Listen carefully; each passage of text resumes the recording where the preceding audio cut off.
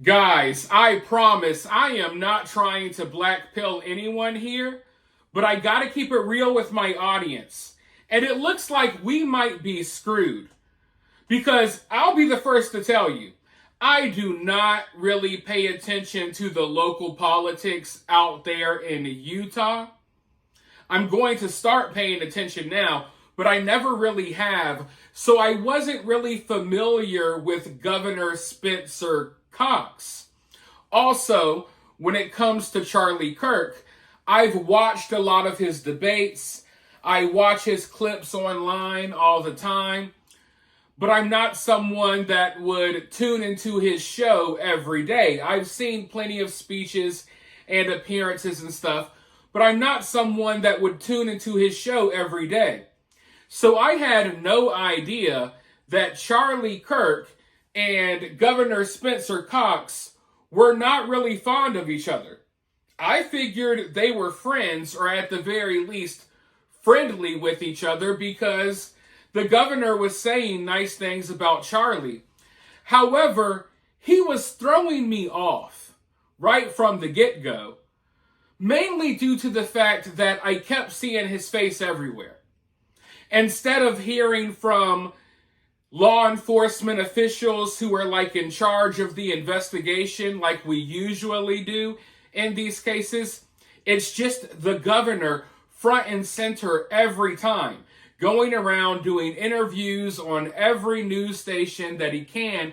And it really felt like he was trying to get some sort of political gain or political clout out of this.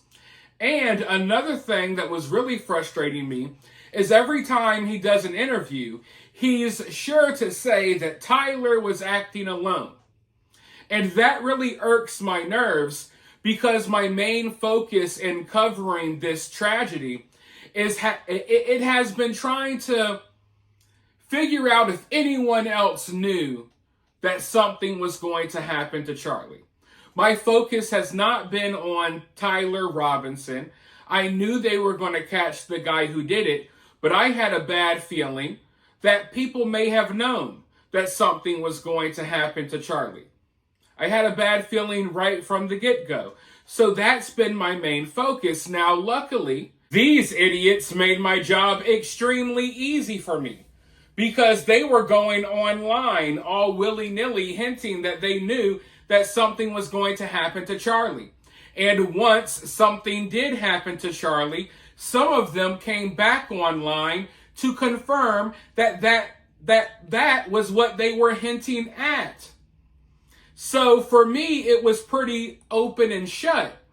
So I didn't understand why the governor continued to go and do these interviews, and in every interview always say that Tyler was working alone. And then he started discussing Tyler's trans boyfriend. And the way he was talking, I knew that something wasn't right. I think at one point he corrected himself for using the wrong pronouns. So I knew that something wasn't right. Now, come to find out, Charlie Kirk has been warning people about this guy for years. Warning that he rakes in a bunch of money from Big Pharma to promote trans ideology. Now, I flesh all of this out in my last video. I don't want to have to rehash all of that information here. So go check out that video as well if you want to know more. But the point is that this guy is a fake Republican, a fake conservative that basically pretends to be conservative in front of cameras, but off camera, he's actually pushing all of this stuff.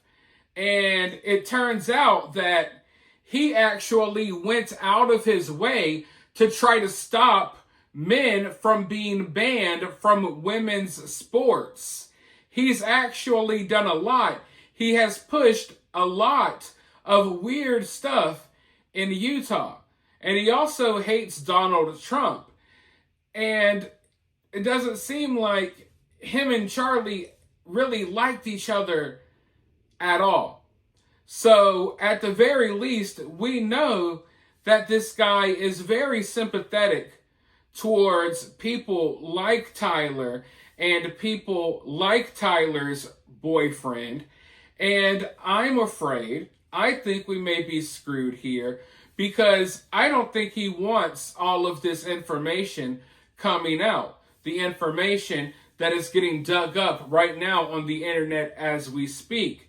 I think maybe there's a reason as to why he is continuously saying that Tyler is working alone. And when you really think about it, I was talking about this, earlier on in this video. I cover a lot of cases. Usually the governor is not at the forefront, the star leading figure in a case like this one. Yet it's him. He's the one on the microphone 24/7. Something is not right about this guy. And Charlie warned us about that for years before his death. So I'm going to take Charlie's word for it. But we don't just have to take Charlie's word for it, because it turns out that Tucker Carlson was actually trying to warn people about this guy as far back as 2022. I actually found an old news clip from 2022 that discusses Spencer Cox in more detail and talks about some of the stuff that he had going on back then. And when you see this, and if you watched my last video, you know why I am discouraged right now about this investigation, because he seems to be playing a major role. At the very least, he's the figurehead in speaking about the investigation. And I just know that he has incentives to try to not let some of this info, coming out. But I want to go ahead and roll this clip of Tucker really quick. But before I do that, if you're here, if you've been enjoying the coverage, if you like the videos, at the very least, hit that like button. Share the video if you don't mind. Comment below. The freedom of speech is welcome here. Also, if you would like to donate to the channel, you know how. But with that being said, let's listen to what Tucker had to say about Spencer Cox in 2022. And then I'll be right back with more thoughts. Great Gavin Newsom imitator called Spencer Cox. Spencer Cox is a former telecom executive who always seems like he's auditioning for the title of America's guiltiest white guy.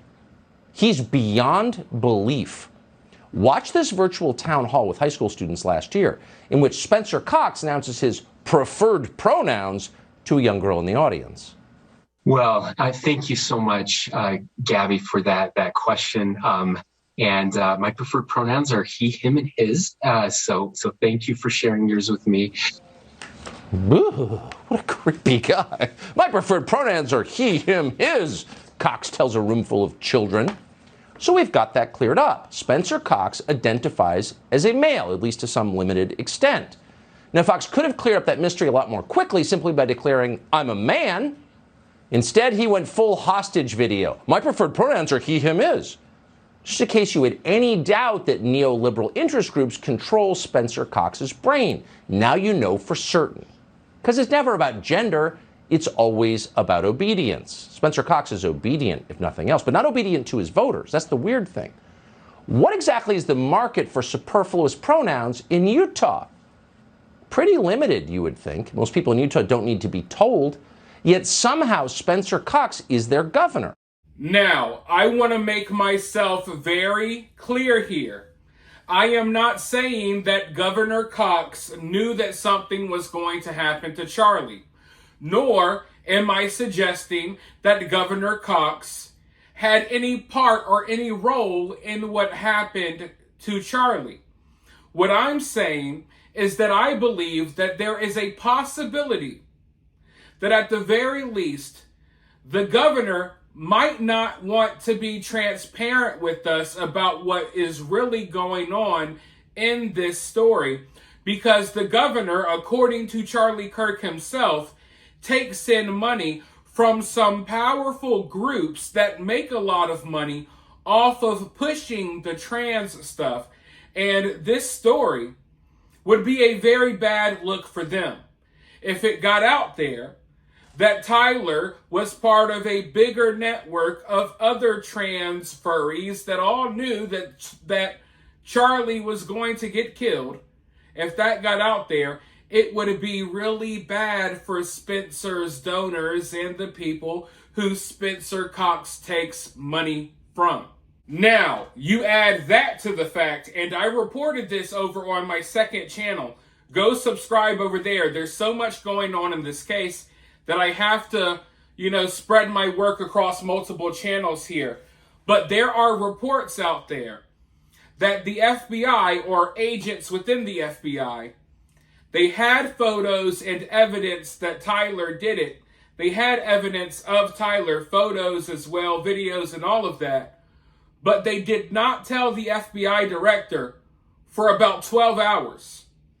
I don't know why, but the reports are Kash Patel was furious with some of the agents working this case because they had photos and evidence of Tyler and they sat on it for 12 hours and didn't tell him anything for whatever reason. That's what the reports are that have been floating out there for the past couple of days. So there's definitely something shady going on here. And I have laid out the reasons as to why, the governor may have reasons to not want to be truthful with us about this case. Now, as I said at the beginning of this video, I'm not trying to blackpill you, but we may be screwed. As of right now, the way things are looking, I am not confident that any of these other people who knew what was going to happen to Charlie, I'm not confident that they will be held accountable. I'm not confident that Lance will be held accountable. Because, the governor literally said that Lance is cooperating and Lance didn't know, even though there's literally messages between Lance and Tyler discussing killing Charlie. So it doesn't make any sense at all. I'm not confident these people will be brought in. I'm not confident that they'll even be questioned at all. But I guess we'll have to wait and see. For now, let me know what you think down below. While you're down there, hit that thumbs up, hit that subscribe, ring that notification bell, and I'll talk to you all very soon in the next one.